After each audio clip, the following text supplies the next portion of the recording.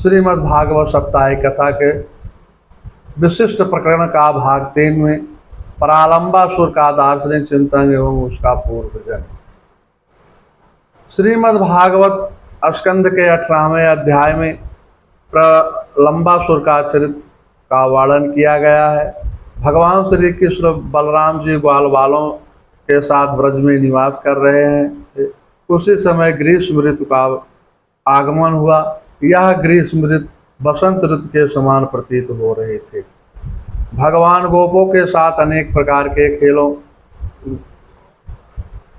मल युद्ध नित्यात्म में तन्मय होकर के उसी समय प्रालंबासुर नाम का राक्षस बाल का रूप धारण करके कृष्ण बलराम को चुराने की इच्छा से वहां आया और भगवान ने उसका वध करने की इच्छा से मित्रता कर लिया।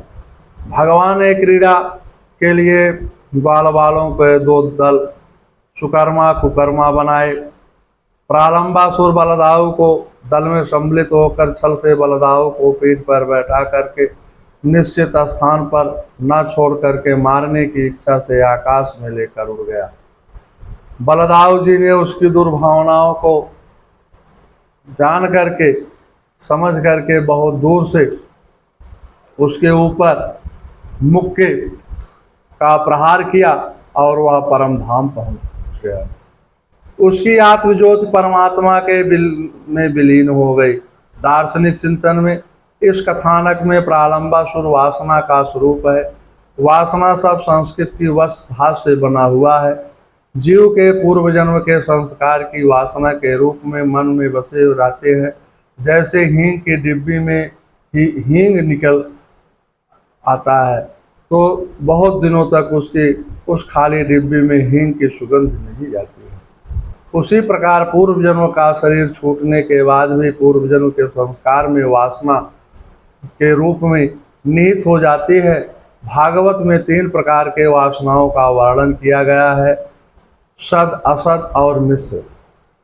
प्रहलाद जी की सद्भावना है, हिरण्याकश्यप की असद वासना है, मनुष्य की सद्भावना है वासना है, ब्रह्मा अनुभव में बाधा उत्पन्न करती है। अज्ञान में वासना का जन्म होता है, ज्ञान से अज्ञान का नाश होता है।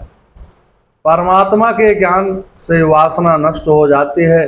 ज्ञान को सतत बनाए रखने के लिए प्राण को कृष्ण को अर्पित करना चाहिए। ज्ञान इंद्रियों के रोकने से नहीं, प्रभु की ओर से मोड़ने से वासना के लिए परमात्मा के मंगलमय नाम का जप करने से पाप वासना चली जाती है। जिन्होंने भगवान श्री कृष्ण के चरणारविंद मकरंद एवं एक बार का पान कर लिया है उसने सारे प्रायश्चित कर लिए। वासना का विनाश बिना मन को परमात्मा में लगाए हुए नहीं होता। उपासना द्वारा भवासना का विनाश। उपासना में भी वासना को काटने में सहायक होती है। उपासना में सबसे बड़ा गुण है कि वह शरीर बदलने पर भी नष्ट नहीं होती है। समय आने पर भी जीव होश में लाकर के जीव का कल्याण कर देती है। कृष्णमंतम कृष्णम पादारविंदो निर्वेशितम तद्गुणादिवैरिय। प्रति श्वास में नारायण का जाप करने से वासना का विनाश होता है। वासना 14 स्थानों में रहती है। 5 ज्ञानेन्द्रियां, 5 कर्मेंद्रियां, मन बुद्धि चित्त अहंकार। भागवत में पूतना भी वासना का प्रतीक है, इसलिए पूतना भी गोकुल में श्री कृष्ण को मारने के लिए चतुर्दशी के दिन ही आए थे। रामायण में मंत्रा सुपर्खा की वासना है का प्रतीक है। गीता में अज्ञान में वासना कहा गया, ज्ञान को वासना कहा गया है। नई ज्ञान सदृशम पवित्र में विद्यते। गीता में भगवान को पवित्र कहा गया है और अज्ञान को अपवित्र कहा गया है। वासना गोबर की मिठाई की तरह से ऊपर से सुंदर लगती है लेकिन भीतर से उसके अंदर विष भरा रहता है।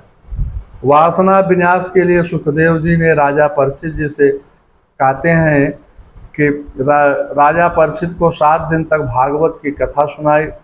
भागवत का लक्ष्य सभी जीवों को महारास में पहुंचाना है।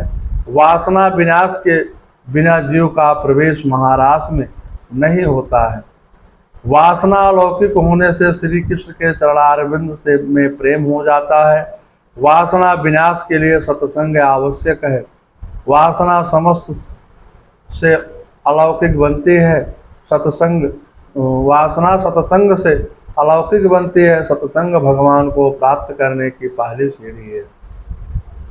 गोस्वामी जी मानस में भगवान की प्राप्ति के लिए 9 प्रकार की भक्ति का निरूपण किया है। प्रथम भगति संतन कर संगा, दो शरीरति मम कथा प्रसंगा। आज सुखदेव जी ने कथा अमृत पान करने वाले श्रोताओं को बड़ी यही उपदेश दिया है। पिबत भागवतम रसालयम मुहुरो रसिकम भुवे भाविका। प्रालंबासुर का पूर्व जन्म। गर्ग संहिता के अनुसार कुबेर का एक बहुत सुंदर हरा भरा बगीचा था, जिसकी वृक्षावली अनुपम थी, माने बहुत सुंदर थी। कुबेर ने भगवान शंकर की पूजा के लिए बहुत सुंदर पुष्पों के वृक्ष लगा रखे थे। कुबेर ने यह नियम बना रखा था कि इस बगीचे में फूलों को कोई भी व्यक्ति तोड़ेगा तो वह मेरे शाप से राक्षस हो जाएगा।